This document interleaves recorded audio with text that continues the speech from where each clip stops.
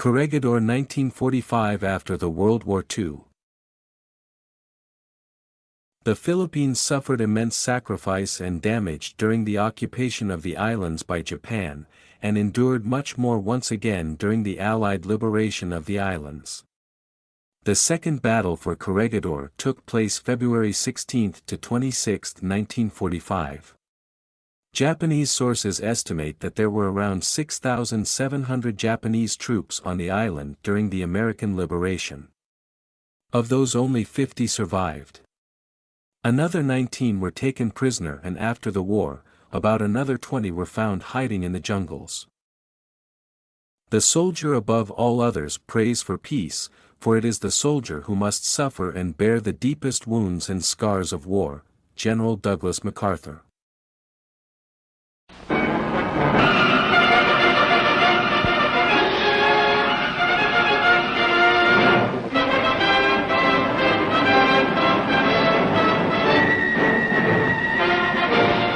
Infantry and tank units of Company I, 503rd Paratroop Regiment mop up on Corregidor.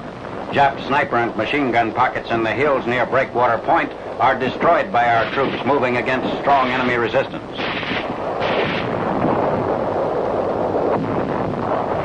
Guns from American destroyers pour shells into the area to cover the paratroopers' advance. Machine gun fire reduces Jap positions. Troops of Company F, 503rd Paratroop Regiment, close in on a fortified artillery magazine. An 81mm mortar fires smoke shells on a Jap strong point to identify the target for bombing. Low-flying planes strafe the enemy.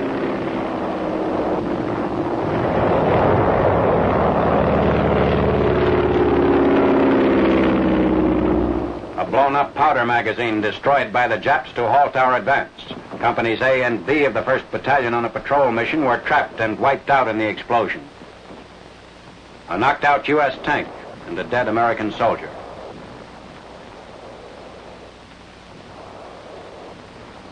Troops of the 3rd Battalion moving up to replace the 1st Battalion pass American ambulances wrecked in the explosion. Fire Direction Center of a Parachute Field Artillery Battalion controlling gunfire on the eastern part of Corregidor. A heavy artillery barrage prepares the way for the infantry advance.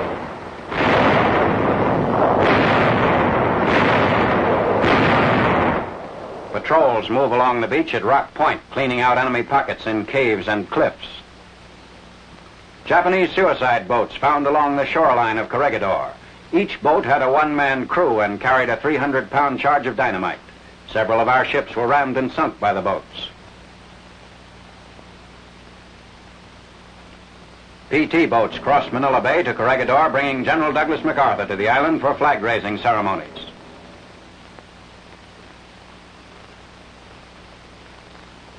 General MacArthur is met at the dock by Colonel George M. Jones, commanding officer of the 503rd Regiment.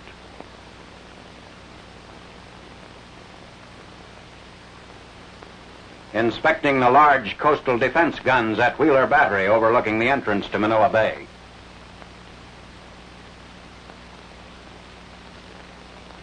The General enters the west end of Malinta Tunnel.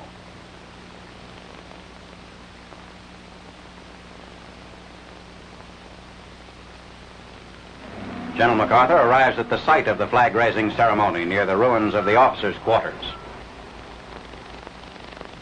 During the ceremony, General MacArthur cited the 503rd Regimental Combat Team for brilliant action on Corregidor and presented Colonel Jones with a Distinguished Service Cross.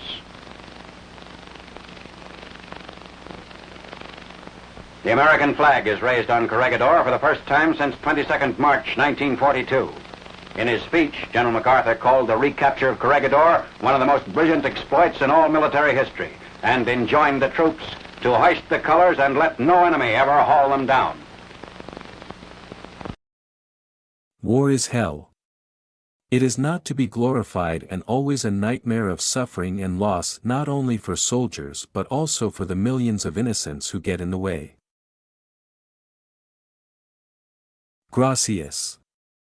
Follow our social media sites for more informative contents about our beloved and historic Cavite City.